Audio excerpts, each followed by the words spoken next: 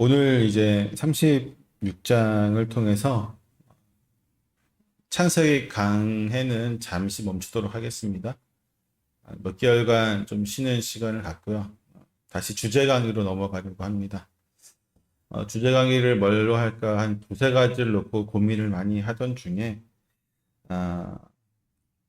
요즘 우리 성도들이 삶 속에서 그리스도인으로서 어떻게 살아야 되는지에 대한 고민이 좀 많으신 것 같아서 기독교 세계관에 대한 주제로 우리가 이 땅을 어떻게 바라보고 이 땅의 모든 문화와 또 전쟁과 또 그곳에 있는 모든 풍습과 우리가 살아가는 방식들에 대해서 기독교인이 어떻게 행하고 어떻게 또 실천하고 또 어떻게 그곳에서 역할을 감당해야 하는지에 대해서 좀 구체적으로 나눌 수 있는 방향으로 설교를 좀 해보려고 합니다. 그래서 기독교 세계관에 대한 설교를 짧게는 3개월, 길게는 한 5, 6개월까지 생각하고 있는데 주제가 생각나는 대로 이제 계속 해보려고 해요. 그리고 여러분 이 기간 동안에 목사님 이런 부분에 대해서 꼭 말씀해 주시면 고맙겠습니다 하고 생각되시는 부분이 있다면, 궁금한 부분이 있다면 그 헌금 봉투 있죠. 헌금 봉투가 아니고 헌금함에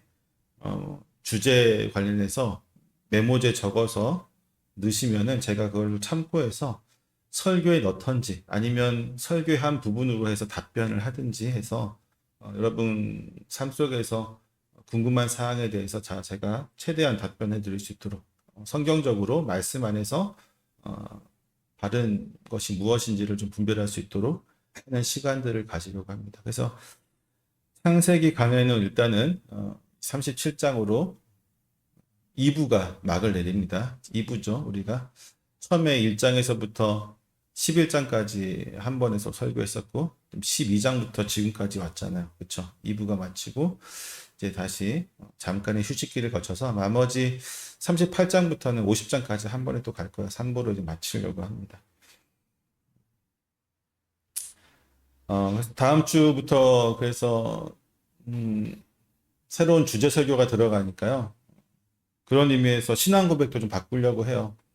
신앙 고백서를 제가 지난달부터 바꾸겠다 얘기했는데 그 타이밍을 놓고 제가 있었는데 설교 주제가 바뀌니까 이때 바꾸면 좋겠다라는 생각이 들어서 다음 주부터는 니케아 신경을 가지고 우리가 신앙 고백을 하려고 합니다. 여러분 니케아 신경 못 외우시죠? 예, 그러니까 잘 보면서 하나하나 생각하시면서 같이 신앙 고백을 하면 좋겠습니다. 자, 설교 시작하겠습니다. 이삭의 지난주에 이제 우리가 설교 말씀을 통해서 지난주 우리가 35장 말씀을 통해서 이삭의 죽음이 마지막 기사였죠. 이삭의 죽음에 대한 기사 이후에 그의 장자인 에서의 계보가 이제 36장에서 쭉 나오게 됩니다. 아브라함이 죽고 이삭의 역사가 기록되기 전에 그의 장자였던 이스마엘의 족보가 소개되었던 것처럼 이삭이 죽고 나서 요셉의 이야기가 본격적으로 나오기 전에 에서의 계보가 정리되고 있는 것을 볼 수 있습니다. 이스마엘과 에서 둘 모두 아브라함의 후손으로서 장자의 위치에 있었지만 결국 그들은 언약의 계승자는 되지 못했습니다. 그렇죠? 장자라고 하는 굉장히 유리한 위치에 있었음에도 불구하고 하나님의 언약의 계승자는 되지 못했습니다. 심지어 그들의 후예는 어떻습니까? 하나님의 언약 백성인 이스라엘 민족의 대적자들이 되었죠. 1절을 보게 되면 에서의 별명을 에돔이라고 부르고 있습니다. 에돔은 붉다라는 뜻으로서 그가 태어났을 때 그의 몸이 붉었기 때문에 붙여진 에서의 별명입니다. 때문에 그 성화 같은 거 보면 에서를 묘사할 때 피부가 되게 빨갛게 나와요. 붉은색으로 많이 칠을 합니다. 생각해 보세요. 온몸이 붉고 우락부락하고 근육으로 단련되어져서 이렇게 활을 쏘는 모습. 굉장히 마초적이죠. 에서의 계보에서 첫째 아들로 아들들의 명단이 제시가 됩니다. 에서는 가나안 여인 중 헷 족속 중 엘론의 딸 아다와 히위 족속 중 시브온의 딸 아나의 딸 오홀리바마를 아내로 취하였다라고 말하고 있습니다. 여러분 잘 알겠지만 아브라함은 자기 아들 이삭의 아내를 구하기 위해서 가나안 여인을 취하지 말라고 분명히 이야기했었죠. 그래서 그의 종을 그의 고향이었던 하란으로 보냈습니다. 이삭도 야곱에게 가나안 사람의 딸을 취하지 말라고 분명히 부탁을 하였음에도 불구하고 에서는 그냥 자기 마음이 내키는 대로 이방 여인을 아내로 취하였습니다. 그냥 정말 정욕 그대로 이성적인 어떤 자신의 마음이 가는 그대로 판단하고 그렇게 행하였죠. 그런데 본문에서 나타난 아내의 이름들이 좀 이상해요. 뭐가 이상하냐면, 자, 에서의 아내들에 대한 이름이 창세기 26장에 나오거든요. 26장 34절에 보면 뭐라고 나왔냐면, 에서가 40세에 해쪽 속 부에리의 딸 유딕과 해쪽 속 엘론의 딸 바스맛을 아내로 맞이하였더니 라고 나오거든요. 그렇게 기록되어 있습니다. 근데 지금 보니까 36장에 뭐로 나와요? 36장에는 해쪽 속 아다로 나오고 있죠. 아다로 나오는데 26장에는 유디스로 말하고 있고요. 36장에는 히위족 속 오홀리바마로 나오는데 26장에는 해쪽 속 바스맛으로 말하고 있어요. 또한 36장에는요. 뭐라고 나오냐면 이스마엘의 딸 느바요의 누이 바스맛을 아내로 맞이하였다라고 말하고 있는 반면에 28장 9절에 보면 이스마엘의 딸 느바요의 누이인 마할랏을 아내로 맞이하였다라고 얘기하고 있어요. 앞에서 얘기했던 에서의 부인들과 지금 36장에서 나오는 에서의 부인들의 이름이 다 틀리죠. 때문에 이거 성경을 해석하는 사람들이 이 부분 때문에 많이 혼란스러워합니다. 정확히 답을 내릴 수는 없어요.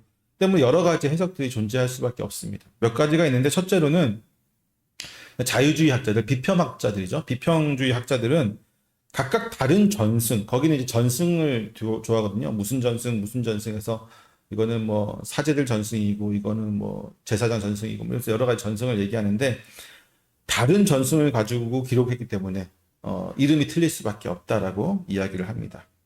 근데 우리는 이제 이 비평, 문서 비평을 받아들일 수 없기 때문에 이것을 인정하진 않지만 저자는 여러 개의 다른 전승을 가지고 있었을 수도 있다라고 하는 것에는 동의를 합니다. 둘째로 고려할 수 있는 것은 에서의 아내가 셋 이상일 수 있었다는 것입니다. 그래서 각 장에서는 각각 다른 아내의 이름을 기록했을 수 있다는 것입니다. 그런데 그렇다면 36장에도 사실 다른 이름들이 앞에서 나왔던 그 이름들이 왜냐하면 앞에서 26장이라든지 28장에 나왔던 그 아내들을 통해서도 분명히 자녀가 있을 것인데 거기에 대한 언급이 없기 때문에 이거는 아닐 가능성이 높습니다. 그리고 세 번째로 생각할 수 있는 것은 한 사람이 다른 이름을 가질 수 있다는 것입니다. 에서가 에돔이라는 별명처럼 그것을 이름처럼 사용했죠. 이 별명을. 그랬던 것처럼 이 아내들도 여러 이름이 있을 수도 있었다라고 추측해 보는 것이죠. 하지만 명확하게 우리에게 진실을 답해 줄 수 있는 방법은 없습니다. 여하튼 본장에서 사실 에서의 아내가 중요한 것은 아니에요. 본문은 족장으로서 중요한 위치를 차지하고 있는 에서의 아들들을 말하려고 하는 것에 그 초점을 맞추고 있습니다.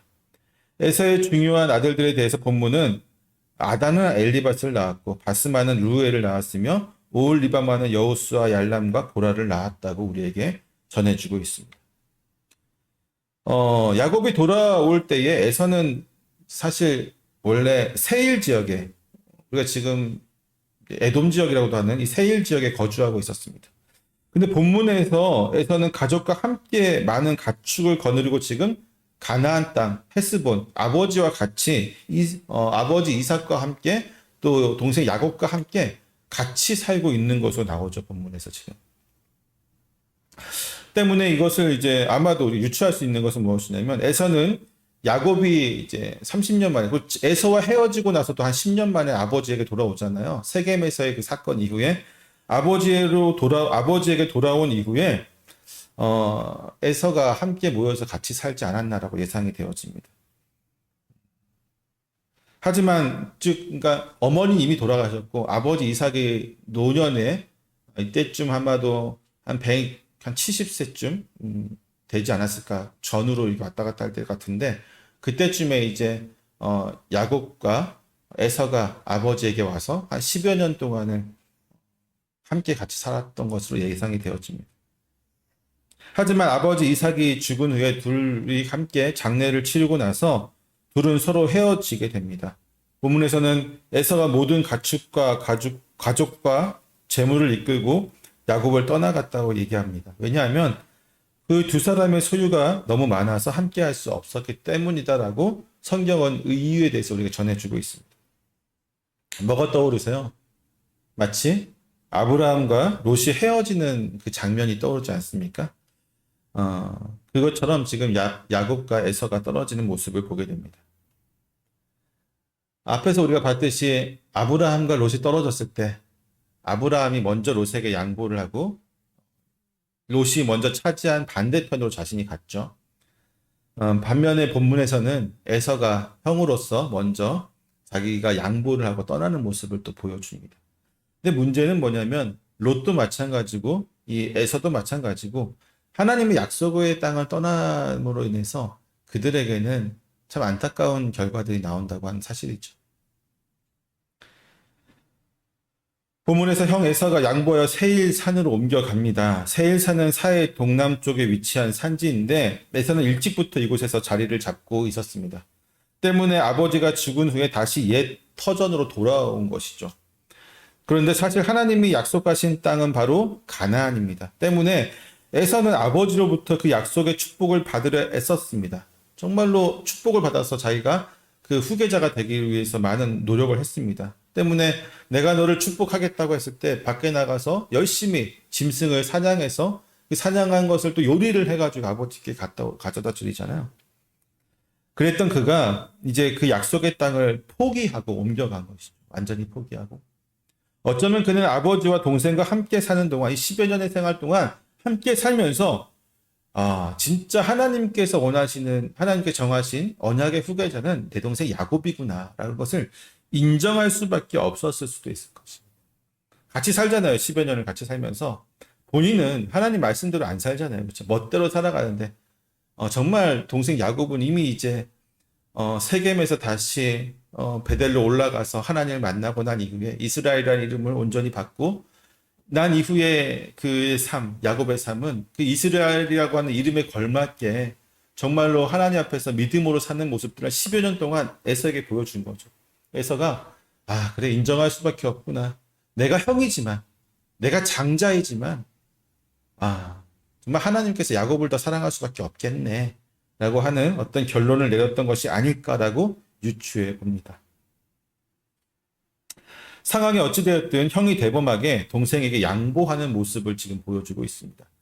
옛날 동생에게 원한을 품고 죽으려 했던 에서의 모습은 더 이상 찾아볼 수가 없게 되었습니다.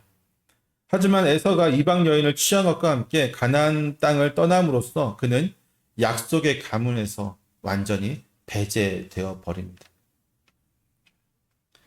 9절에 보면요. 다시 에서의 후손의 계보가 기록되어집니다. 11절에서 에서의 손자 엘리바스의 아들인 데만은 무슨 뜻인 남쪽이라는 뜻을 가지고 있어요. 남쪽이라는 뜻, 동시에 사람의 지명이기도 하죠. 성경의 다른 곳에서는 이제 에돔의 한 지역으로 자주 언급이 되어지기도 합니다. 또한 이곳은 욥기서에 보면요. 욥의 친구 엘리바스가 나오잖아. 엘리바스를 소개할 때 뭐라고 나와요? 대만 사람이라고 나오죠. 그래서 엘리바스의 고향이기도 합니다. 12절에 엘리바스의 아들 아말렉은 후에 이스라엘과 원수가 되죠. 아말렉은 아주 원수가 됩니다. 또한 이후 에서의 자손 중에 족장에 대해서 이야기하고 있는데 에서의 족장이 모두 14명이 나오고 있습니다.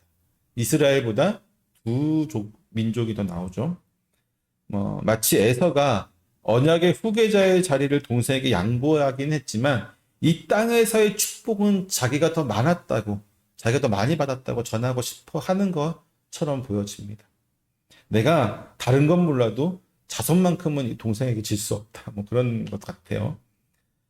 이어서 본문은 에서의 후손들의 족보 중간에 뭐가 나오냐면 원래 이 에돔 땅에서 이 세일 땅에 살았던 원주민들인 호리 족속의 족장들에 대해서 잠깐 소개하고 있습니다. 호리 족속은 동방의 연합군인 에덴 지역을 칠 때에 세일에 거주하는 족속으로 처음 소개가 되어지죠. 창세기 14절에서. 그들은 일찍이 세일 근처에 자리 잡고 살고 있었습니다. 세일의 아들 중에 시브온의 후손들이 주목을 받고 있는데 본문의 24절에 보면 시본의 아들들이 아버지의 나귀를 칠 때에 광야에서 온천을 발견하였다라고 소개하고 있습니다. 이 온천이라고 번역된 예문요, 따뜻한이라는 뜻을 포함하고 있는데, 간헐천 같아요. 많은 학자들이 연구할 때 간헐천으로 나오는 온수일 것이다라고 예상이 되어집니다. 온수라는 것은 사실 이제 개발할 때에 굉장히 많은 유익을 주민들에게 주죠. 특별히 본문에서 이것을 언급한 것은 후대에도 이 온천이 아마 되게 유명했던 것 같아요. 그리고 그 후손들이 그 온천으로 인해서 많은 부를 축적하였던 것으로 예상이 되어집니다. 시브온의 아들 아나는 딸 오홀리바마를 낳았는데 바로 이 그녀가 바로 에서의 아내이죠. 호리 족속의 족장은 7명으로 기록되었습니다. 본문에서 갑자기 호리 족속을 언급한 것은 이 호리 족속이 에서의 후예와 함께 하게 되죠. 정확히는 흡수가 되어지고 또 일부는 좀 쫓겨나게 되고 이런 과정들을 거치게 돼서 결국 아까도 얘기했지만 오홀리바마가 에서의 부인이잖아요. 결국은 다 어떻게 되는 거예요? 혼혈이 되는 겁니다. 에돔이라고 하는 이제 왕국은요, 에서를 가문을 주축으로 해서 호리 족속이 흡수되어진 혼혈로 이루어진 국가가 에돔이라고 하는 국가라고 생각할 수 있습니다. 때문에 에서의 계보는 에돔 왕들의 목록으로 이어질 수밖에 없죠. 앞서 언급했듯이 에돔 왕국은 에서와 호리 족속의 혼혈로 이루어졌다고 할 수 있습니다. 하지만 여기에 언급된 왕들의 목록에는요, 에서의 계보에 속하는 것으로 보아야 됩니다. 그러니까 호리 족속이 왕이 되진 않아요. 에서의 족속이 왕이 되죠. 왜냐하면 비록 혼혈이 되었다 할지라도 에서가 세일을 정복함으로 그 땅의 주인이 된 것은 부인할 수 없죠. 그러니까 호리 족속은 사실 이제 그냥 흡수된 거예요. 정복 땅에서 흡수된 거죠. 또한 에서의 아들들이 중심이 되었기 때문에 그러니까 에서의 가문을 중심으로 에돔 왕국은 건설이 됩니다. 민족은 섞였다고 할지라도. 물론 이제 이 왕들 역시 호리 족속의 피가 섞여들긴 하겠죠. 하지만 여러분 그렇잖아요. 우리나라도 마찬가지지만 두 개로 가잖아요. 성이 아버지 계열로 계속 가죠. 어머니 계열로 가지는 않죠. 31절에서 이스라엘 자손을 다스리는 왕이 있기 전에라는 말이 언급이 됩니다. 이 구절은 이스라엘 자손들이 왕이 있었음을 전제라고, 지금 이제 이 글을 썼던 당시에는 이스라엘 자손들이 있었다, 왕이 있었다라고 하는데, 따라서 이 왕들의 목록은 매우 후대에 삽입되어졌을 것으로 예상이 되어집니다. 그러니까 원래 본문에다가 이 본문이 이제 후대의 편집자가 삽입을 한 것으로 예상을 해볼 수 있죠. 여하튼 에돔 왕국이 이스라엘 왕국보다 훨씬 먼저 국가를 이루었음은 본문은 보여주고 있습니다. 실제 역사에서도 우리가 보게 되면 민수기에 보면 모세가 이스라엘 백성들 이끌고 요단강 동편으로 통과할 때에 에돔 왕국은 이미 있었죠. 모세가 부탁을 하잖아요. 우리가 통과하게 아무런 피해도 주지 않고 대로로만 다니고 심지어 너희 물과 음식을 먹으면 돈도 다 지불하겠다라고 부탁을 하는데 거절당하죠. 본문의 왕 목록에 나타나는 특징이 3가지가 있습니다. 하나는 아무도 아들이 아버지로부터 왕권을 물려받지 않았다고 하는 사실입니다. 아무도 아들에게 왕권이 물려지지 않았습니다. 이것은 에돔의 왕의 계승이 세습에 의한 것이 아니라 선출에 의해서 이루어졌다는 것을 우리에게 보여주죠. 우리도 마찬가지, 우리나라의 과거 역사를 보게 되면 신라라든지 어떤 고대 국가들 보게 되면요, 초창기에는 다 선출이었어요. 그렇죠? 몇몇 강한 호족들이 돌아가면서 왕을 하죠. 투표를 해가지고 하다가 어느 순간 한 왕이 강력한 왕권을 잡으면은 나머지 유력한 왕 후보들 다 쳐내고 자기 아들들이 계속 계승하게 되는데, 그런 어떤 초기 고대 국가의 형태를 지금 띠고 있었던 걸로 보여집니다. 또한 두 번째 특징은요, 왕의 수도가 바뀐다는 것이죠. 왕의 출생지가 바로 수도가 되었습니다. 이러한 상황은 이스라엘의 사사시대와 매우 흡사합니다. 요밥의 출생지인 보스라는 에돔 마을을 중심으로 마을들 중에서 성경에 가장 많이 언급되어지는 곳이죠. 특히 에돔에서 대표적인 도시로 자주 나타납니다. 마지막으로 언급된 왕 하달에게는 유독 그의 처 무에다벨의 모계가 밝혀지고 있어요.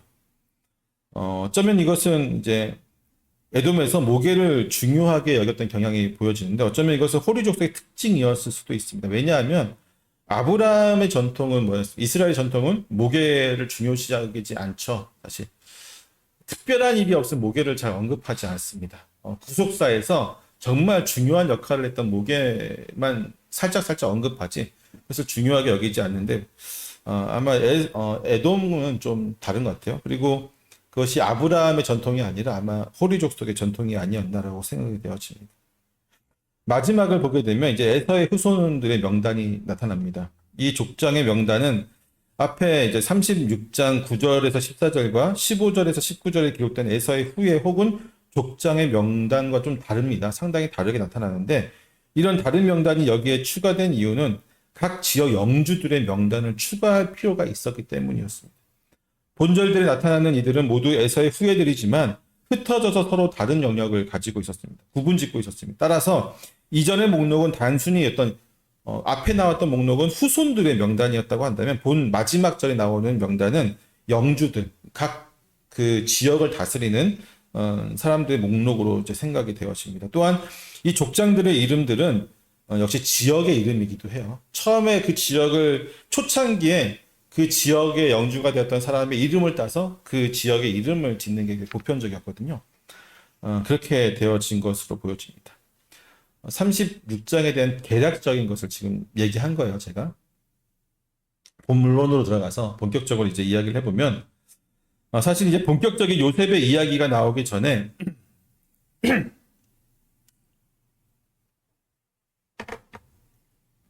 에서의 후손에 대해서 말하고 있는 것은요, 두 가지 측면에서 볼 수 있습니다. 하나는 하나님이 아브라함과 이삭에게 하신 그 약속을 지키셨다라고 하는 사실을 말해주고 있는 거예요. 또 다른 하나는 현재 즉 이 글을 읽고 있는 이스라엘 민족들, 지금 창세기를 읽고 있을 이스라엘 민족들과 지금 애증의 관계로 얽혀 있는 에돔이라고 하는 국가, 그들의 관계가 어떻게 이루어진 것인지에 대해서 이야기해 주고 있습니다. 에서와 그의 후손들은요, 언약에서 점점 더 멀어져 갔습니다.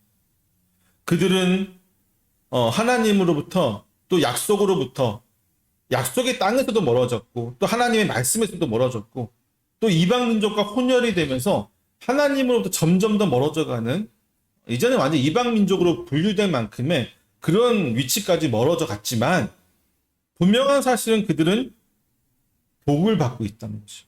36장에서 보면은 에서의 후손들은 복을 받았어요, 안 받았어요? 받았습니다. 분명히 복을 받았습니다. 에서에게 베풀어진 하나님의 복은요, 두 가지로 이야기될 수 있는데, 하나는 자녀들이죠. 자녀들. 그리고 다른 하나는 번성이라고 하는 번성하게. 이 두 가지 측면에서 하나님의 복은 분명하게 이루어졌습니다. 어떤 지점에서는 에서가 야곱보다 더 나은 관점에서 등장하기도 합니다. 에서는 분노가 아니라 우호적이며 상식적인 관점을 유지한 채 가나안 땅을 떠나기도 했습니다.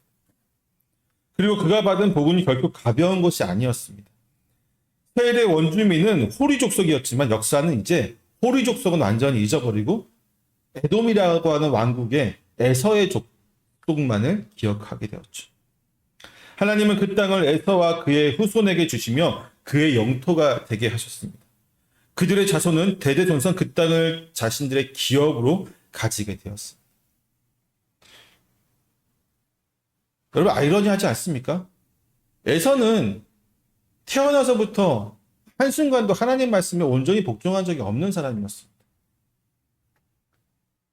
또한 심지어는 약속의 땅을 버리고 떠났습니다. 어떤 의도가 있었든지, 선한 의도였든지 악한 의도였든지 떠났어요, 약속의 땅. 선하게 해석하면 동생과 싸우기 싫어서 내가 양보할게 하고 떠났다고 할 수도 있지만, 그럼에도 불구하고 그는 하나님의 약속이 분명히 있는 그 땅을 자의적으로 떠났습니다. 자기의 결정을 떠났습니다. 생각해 보세요, 여러분. 가나안 땅이 작습니까? 큽니까? 이삭이 있던 곳은 헤브론이라고 하는 지역이었어요. 그렇죠? 아버지와 이삭이 이제 헤브론에 있었고, 야곱은 그 아버지 이삭이 있었던 그 헤브론에 지금 정착하고 있잖아요. 가나안 땅 전체를 봤을 때 글쎄요, 북쪽으로 조금만 더 옮겨가도 더 좋은 땅도 많이 있었거든요. 굳이 가나안 땅이라고 하나님이 약속하신 그 땅을 벗어나서 세일산으로 갔던 것은요, 에서의 오만이었죠.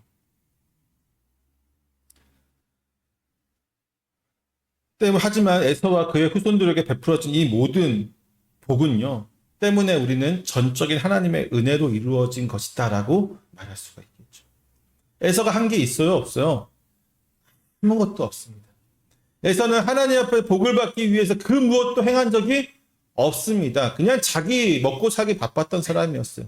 자기 인생을 열심히 살았던 사람인 것 같습니다. 열심히 사냥해서 또 열심히 또 가축을 키우고 열심히 재산을 불려갔던 세상 사람과 똑같습니다. 그렇지만 그가 그럼에도 불구하고 복을 받은 것은요, 전적인 하나님의 은혜 때문이었습니다.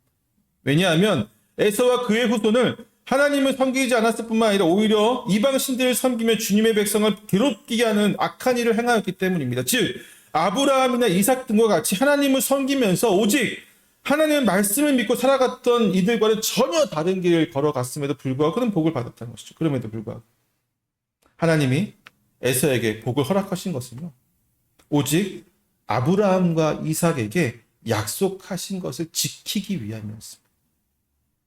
하나님은 시건치 않으시는 분이시잖아요. 그렇죠? 한번 뱉으신 말은 반드시 이루어 가시는 분이 하나님이십니다.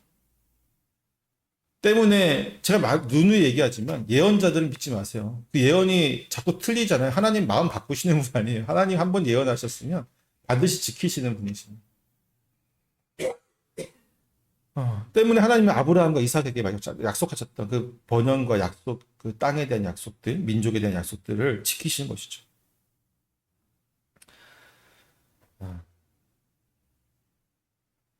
그 약속을 통해서 이루어 나갈 하나님의 역사와 섭리 때문에 이러한 일이 일어난 것입니다.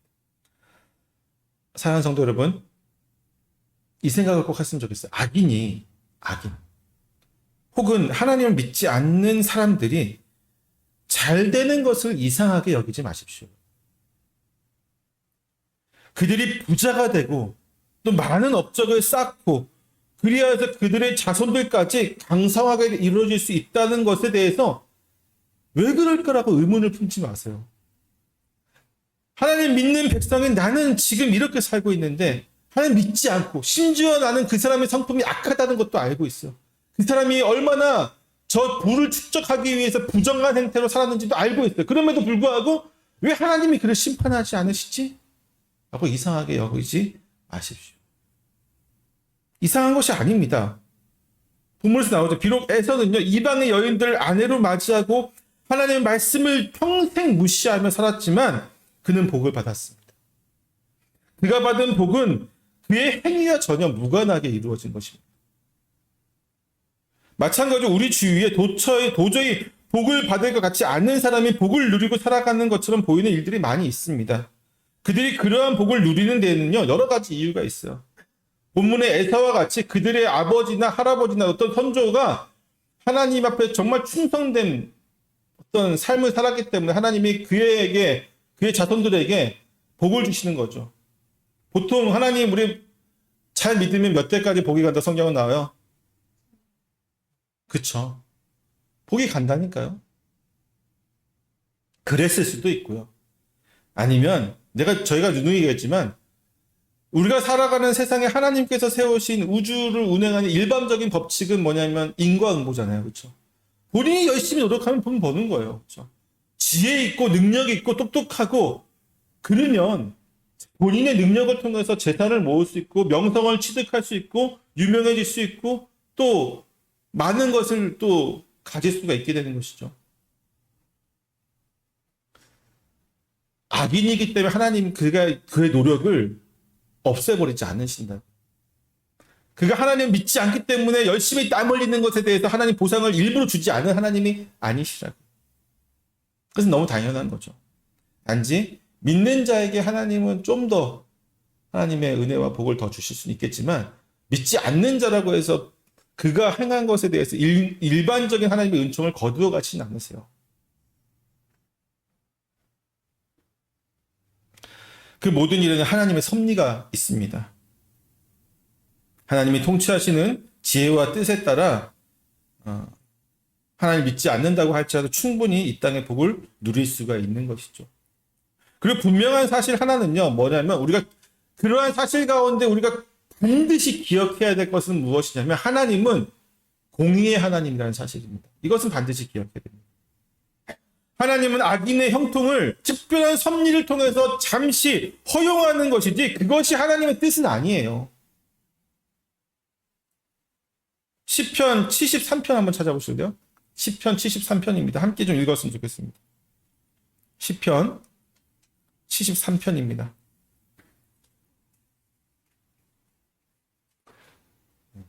미리 얘기해서 앞에 좀 띄웠으면 좋았을 텐데 제가 깜빡했네요.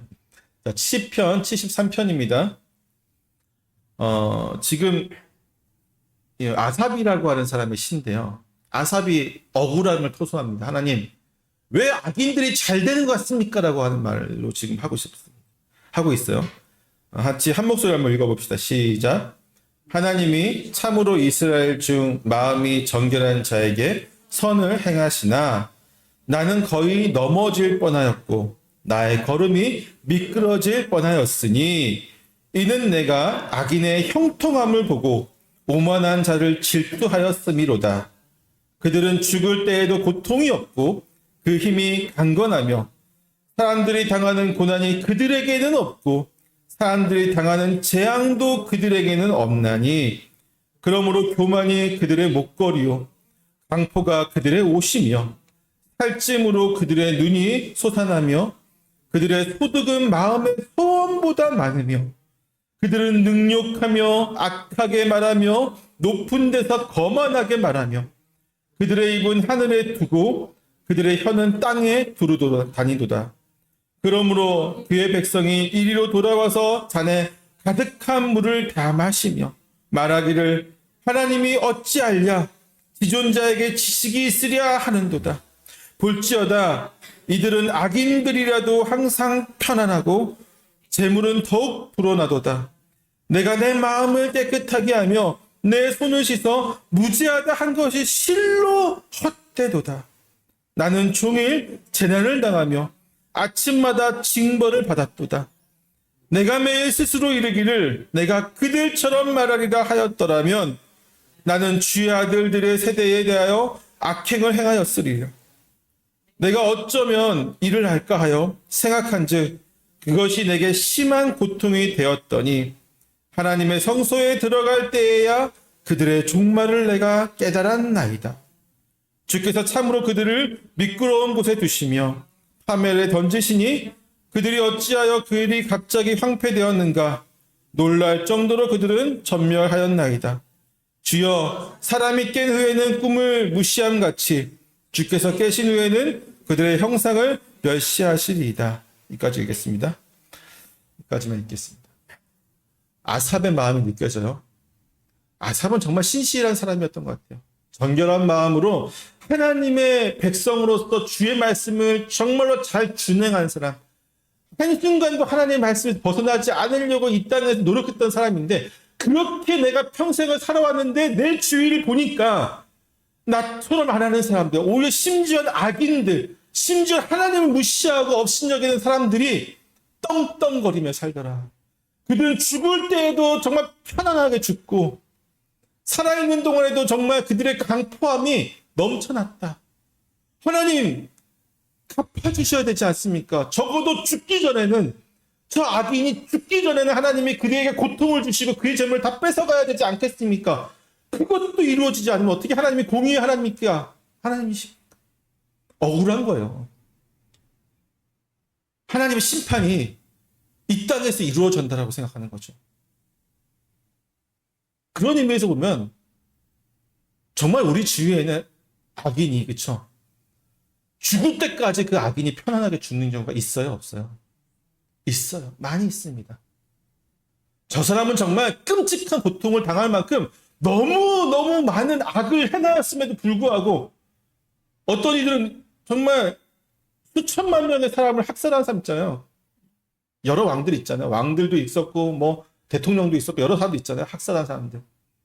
편안하게 죽은 사람들. 그 중에서 누구는 죄의 대가를 받은 사람들도 있지만 어떤 사람은 정말 편안하게 죽은 사람들도 있어요. 그럼 우리는 왜 하나님 심판하지 않으십니까? 의문을 던질 수 있겠죠. 거기에 대해서 아삽이 지금 이렇게 얘기해요. 내가 하나님의 성소에 들어갈 때야 그들의 종말을 깨달았나이다. 하나님 성소에 들어갈 때. 하나님의 심판은, 하나님의 주권은 결코 움직이거나 이상한 잣대로 되지 않아요. 하나님의 심판은 반드시 이루어집니다. 행한 대로 이루어져요.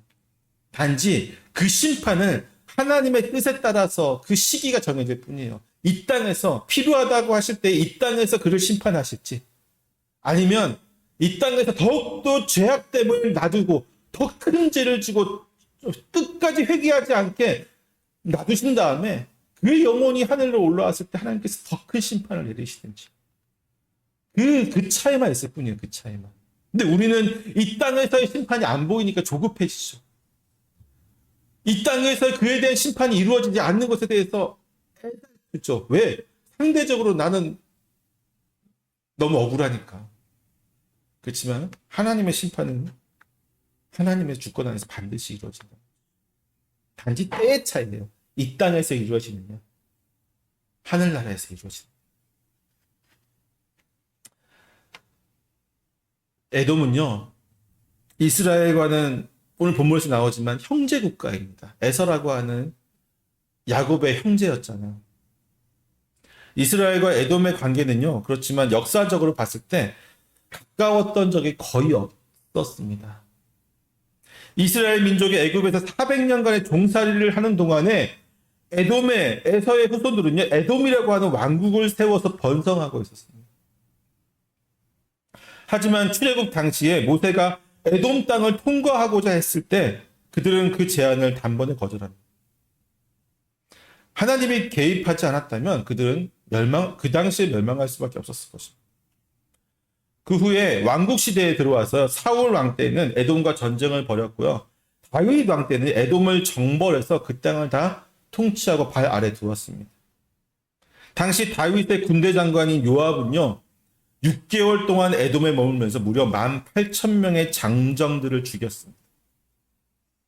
이때 에돔의 왕이 계승자였던 하닷은 급히 애굽으로 도망쳐야만 했습니다.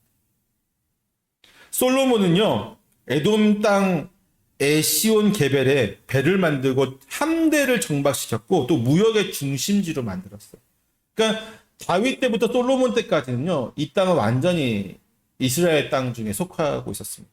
하지만 분열 왕국이 되었을 때, 남유다와 북이스라엘로 분열 왕국 시대가 되니까 이제 힘이 줄어들잖아요. 이스라엘 왕국의 힘이 줄어들니까 에돔은 기회가 있을 때마다 배반을 합니다. 그리고 괴롭힙니다.